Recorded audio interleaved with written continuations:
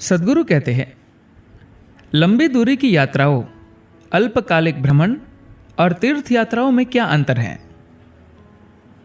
लोग बहुत सारे कारणों से एक से दूसरे स्थान पर जाते हैं। ऐसे खोजी अन्वेषक भी हैं जो हमेशा किसी नए स्थान की खोज में रहते हैं जिस पर वे अपनी छाप छोड़ सकें। वे कुछ सिद्ध करना चाहते हैं। फिर ऐसे यात्री होते हैं जो सब कुछ देखना चाहते हैं, तो वे घूमते रहते हैं। ऐसे भी यात्री होते हैं जो बस आराम करना चाहते हैं। और कुछ अलग प्रकार के यात्री होते हैं जो अपने काम का या परिवार से दूर भागना चाहते हैं। पर एक तीर्थ यात्री इनमें से किसी भी उद्देश्य के लिए कहीं नहीं जाता। तीर्थ यात्रा कोई विजय पाने के लिए नहीं है, यह तो आत्मसमर्पण करने के लिए है। यह वो तरीका है जिससे आप सामान्य सांसारिक बातों से दूर जाते हैं। यदि आप अपने उद्देश्य से भटक नहीं जाते, तो यह अपने आप को समाप्त करने का, अपने स्वयं को मिटाने का तरीका है। यह उन सभी बातों को नष्ट करने की प्रक्रिया है जो सीमित है और विवशता भरी है। इस तरीके से आप चेतना की असीमित अवस्था में आते हैं। तीर्थ यात्रा का उद्देश्य ही आत्मशमन करना अर्थात उस भाव को हल्का करना है जो आप अपने आप में स्वयं के रूप में भरे हुए हैं। यह सिर्फ रास्तों पर चलने, पहाड़ों की ऊंचाइयों पर चढ़ने एवं विभिन्न प्रकार की कठिनाइयों को झेलने की प्रक्रिया में कुछ से कुछ नहीं हो जाना ही है। प्राचीन काल में ऐसे स्थानों पर जाने के लिए किसी भी व्यक्ति को शारीरिक, मानसिक और अन्य कई प्रकार की कठिनाइयों से होकर गुजरना पड़ता था, जिससे वह अभी अपने आप को जो कुछ समझता हो उसे कम हो जाए। अब तो यह सब बहुत ज्यादा आरामदायक हो गया है। अब हम उड़कर, कार चलाकर जाते हैं और बहुत कम ही चलना पड़ता है। शारीरिक रूप से 1000 वर्ष पहले मनुष्य जैसे होते थे, उनकी तुलना में आज हम बहुत ही कमजोर मनुष्य हैं,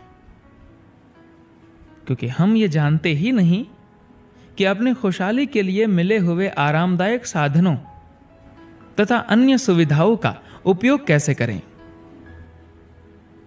हमने उनका उपयोग अपने आप को ज्यादा कमजोर करने के लिए ही किया है, जिसके कारण अपने आप के साथ भी हमें ज्यादा कठिनाई होती है और उन परिस्थितियों के साथ भी जिनमें हम रहते हैं। अतः प्राचीन समाजों के लिए तीर्थ यात्राओं के विचार की जो सार्थकता थी, उसकी तुलना में आधुनिक समाजों के लिए वो और भी ज्यादा हो गई है। कठिनाइयां आवश्यक नहीं हैं, परंतु अधिकतर लोग अपने आप को मिटाने के लिए तैयार नहीं होते। अतः उन्हें थकाना जरूरी हो जाता है। यह दुर्भाग्य है कि अधिकतर मनुष्यों का आराम की अवस्था में कोई विकास नहीं होता। आराम की अवस्था में विकास होना अत्यंत अद्भुत होगा, पर दुर्भाग्यवश जब बहुत आराम होता है तब अधिकतर लोग बेकार हो जाते हैं। उनमें कुछ महानता तभी आती है जब उन पर मुश्किलें आती हैं, लेकिन ऐसा होना जरूरी नहीं है। कुछ बाहरी आकर हमें नीचा कर दे, हरा दे, यह नहीं होना चाहिए।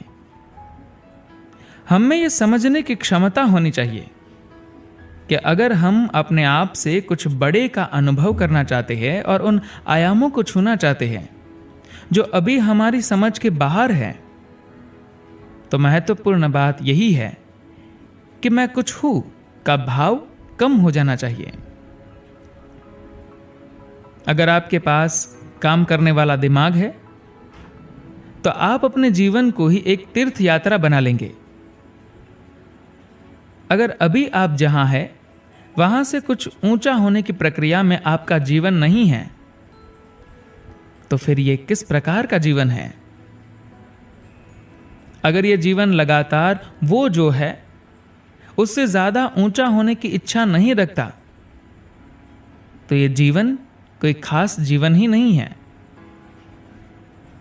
अगर आप कुछ ज्यादा, कुछ ऊंचा होने की इच्छा रखते हैं और उसके लिए लगातार काम करते हैं, तो आपका जीवन तीर्थ यात्रा ही है। धन्यवाद।